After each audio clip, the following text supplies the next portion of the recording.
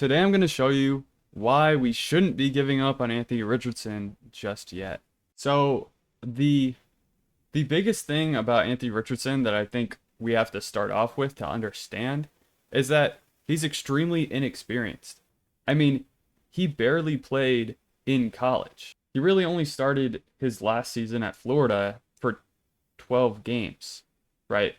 And so he only played about 12 games in college there. And then in the NFL, he's only played about 17 games. So if you think about it, his experience level and actual game action is not that far away from his high school career. Like he's really played, 2 seasons worth of games, one in the NFL and one in college, roughly. So that's just a major lack of experience, right? And so I think the baseline level expectations should be a little bit lower for him to begin with because of how inexperienced he is. And he definitely has room to grow and hasn't really, had much actual experience professionally or even in college. And so to me, that makes it all the more impressive that he has flashed as much as he has, right? When we look at PFF, they chart something called big time throw percentage. Now, he was second in the NFL in big time throw percentage, obviously with a little drop back filter here to ensure no small sample size guys are slipping through. But just in his 2024 season, he was second in big time throw rate, right? Only to Josh Allen. That's incredible. Like the fact that this guy essentially only has like one season of college and one season, literally going into the season had less than a season worth of NFL experience and did that in his second year is ultimately extremely impressive. Like I don't it's hard to wrap my brain around how this guy is still able to make big plays at such a high rate without actually having a ton of experience. And you look at his average depth of target, and it was 12.3. So he was pushing the ball down the field more than any other quarterback in the NFL by far, right? And that to me is a sign of someone that has like an elite potential, right? He definitely trusts his arm and maybe to a fault.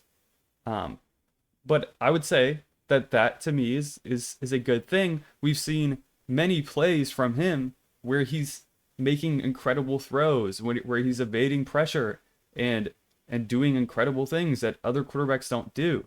So to me, what makes an elite quarterback and the difference between just like a middling quarterback is a guy that can make the extraordinary play, and you can't really teach that extraordinary play, right? You can maybe scheme it up here or there, but you can't teach it. That's something that's just not teachable. You can't like make Mac Jones have the physical attributes of Anthony Richardson. You can't. Like that's obviously not a feasible thing to do, right? And so a lot of times with like super athletic quarterbacks and guys that have a lot of traits is you see that they don't really, process the information on the field effectively because maybe they just got by on their athleticism. But to me, like, I think that Anthony Richardson's actually not that bad in that regard, right? Like, we look at time to throw is a kind of okay metric to look at how quickly a quarterback is processing. It's obviously very dependent on the system and scheme and all the circumstances. But if you like contextualize it, okay, Lamar and Jalen Hurts, they're doing it because they can, right? They're elite.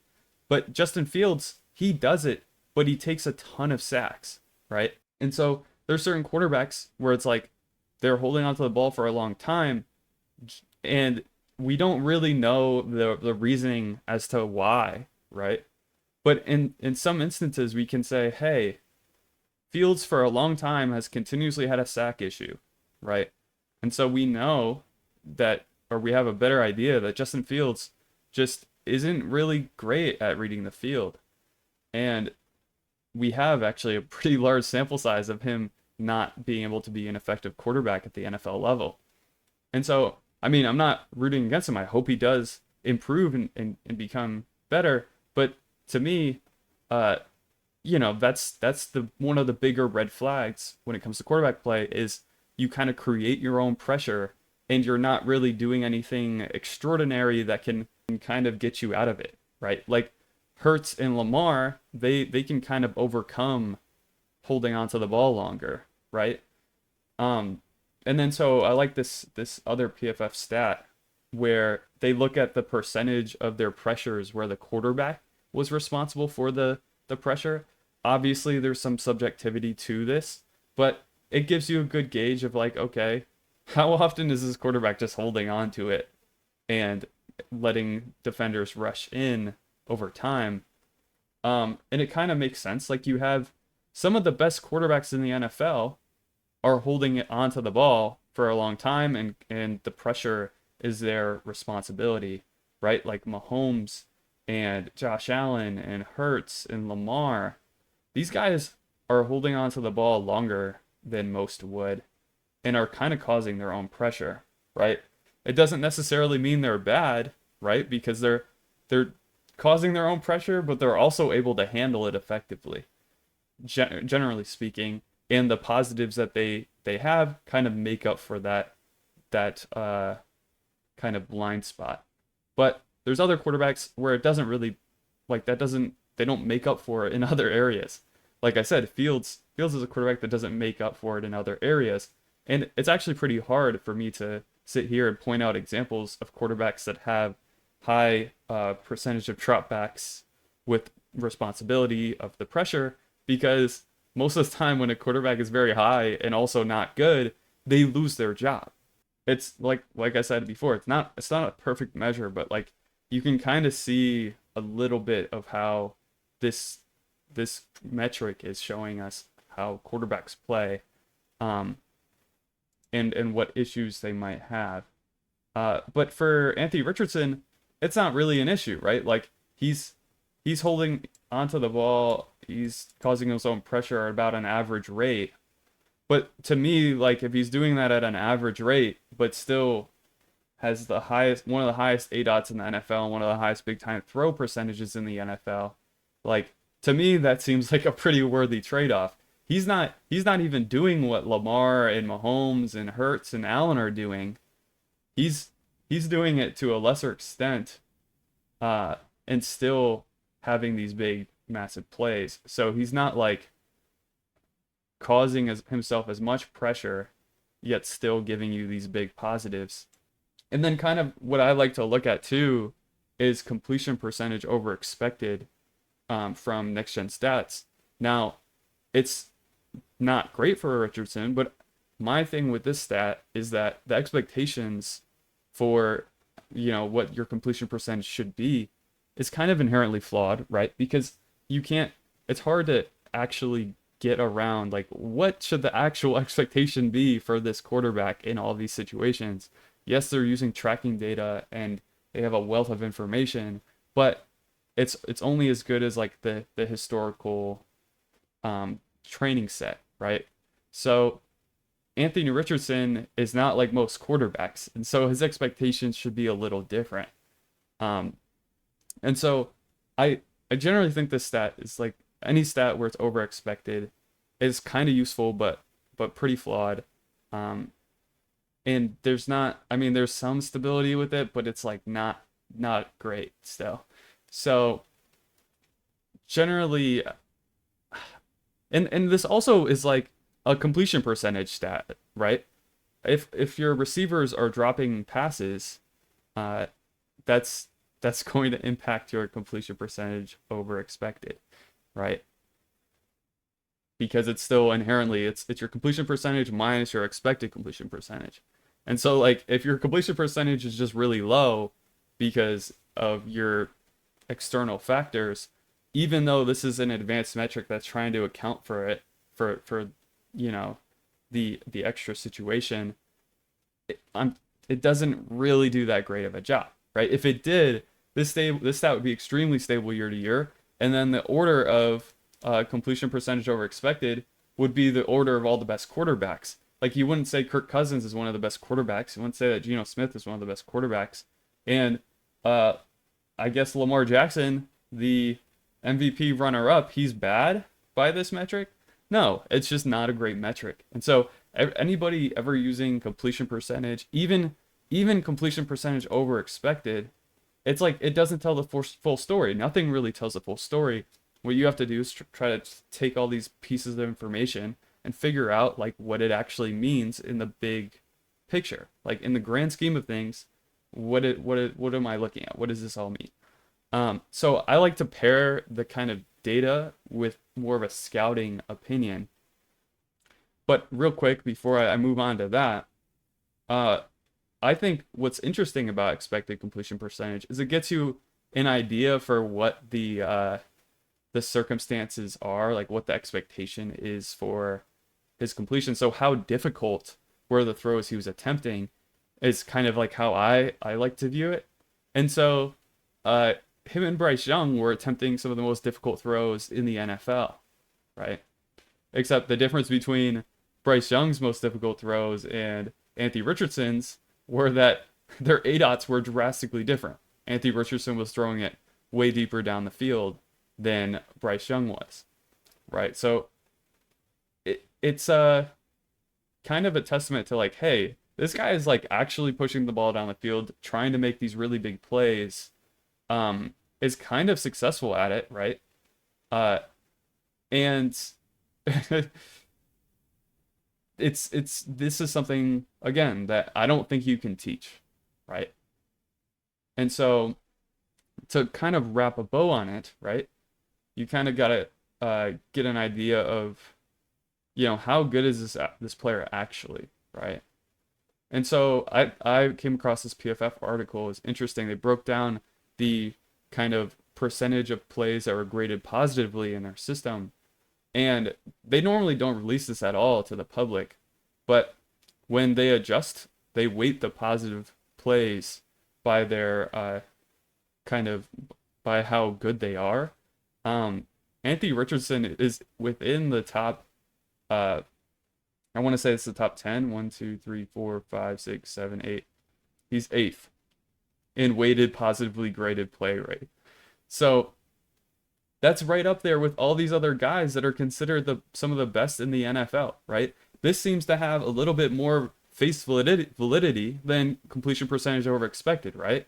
Like when we go back to the NGS thing and we sort it, okay, you look at the list, is this a better list of quarterbacks that are good in the NFL? Or is this a better list of quarterbacks that are good in the NFL? I don't know, you tell me. To me, this looks like, okay, all of the best quarterbacks. Maybe Mahomes is missing, but Mahomes is like a very tricky outlier case to deal with because the offensive system he's in has kind of just made it more of a dink and dunk kind of style of offense.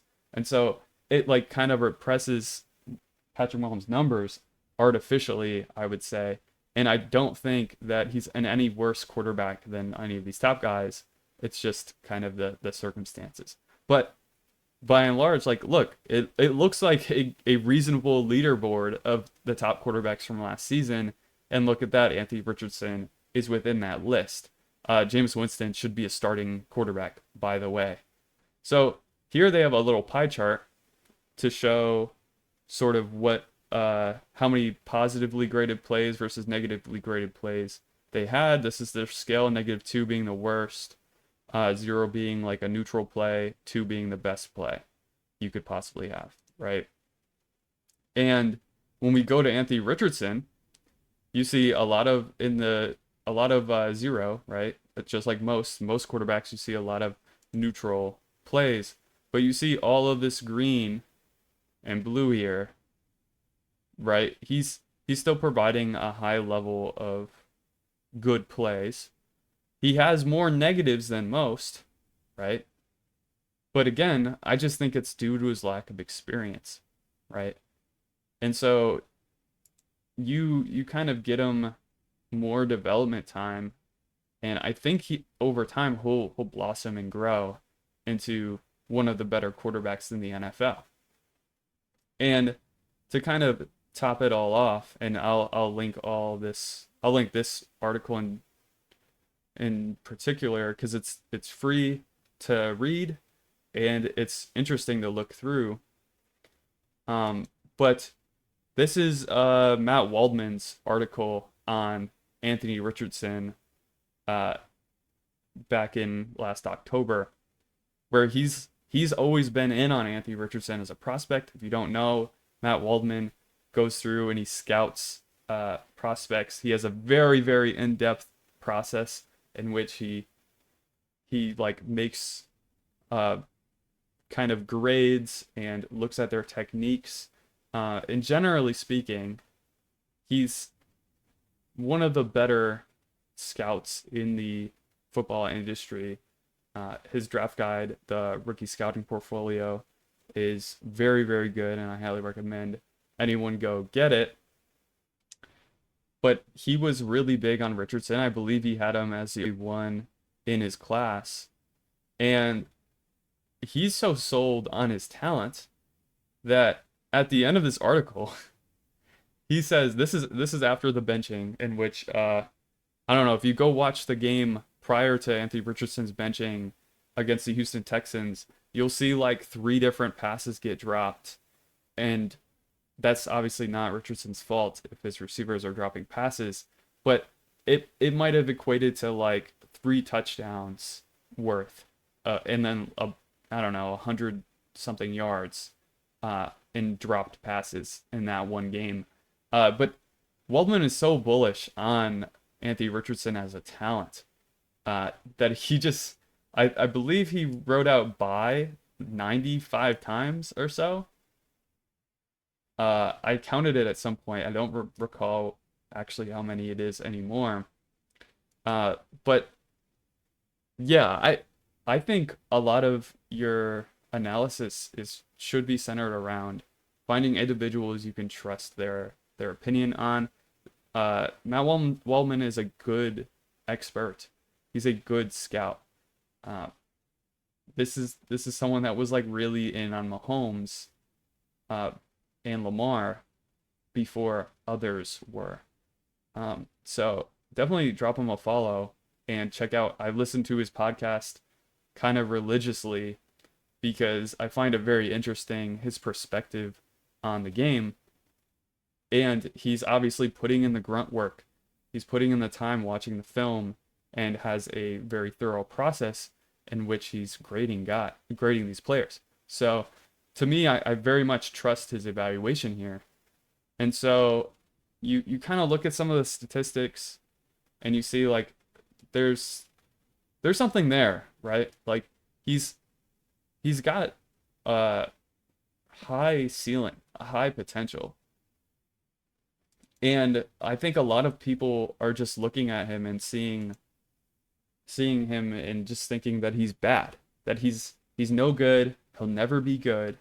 But I challenge you to have some imagination, right? Players and people in general, like they don't stay who they are forever, right? People can grow, people can change, people can evolve. And the things that he's good at, I think, managing a pocket, hitting these deep throws, just making like kind of spectacular plays. It's not something you can really teach, and it's not going away, right? He's not going to forget how to make a big throw, right? And so ultimately, I think we need to have a little patience. I think people have, wrote him off for dead, and it's just ridiculous, right? This guy is like just getting started, right? And I'm very excited to see what the next steps are, right? And yeah, there was one more stat or something that I wanted to kind of point to about Anthony Richardson, but it's escaping me right now. But yeah, I hope you enjoyed this video. I hope you found some sort of value in it. And if you're in a dynasty league right now, specifically a Superflex league, I mean, go try to acquire him. I would legitimately pay a second for Anthony Richardson, and I think a lot of people would be completely okay with just giving him up for a second.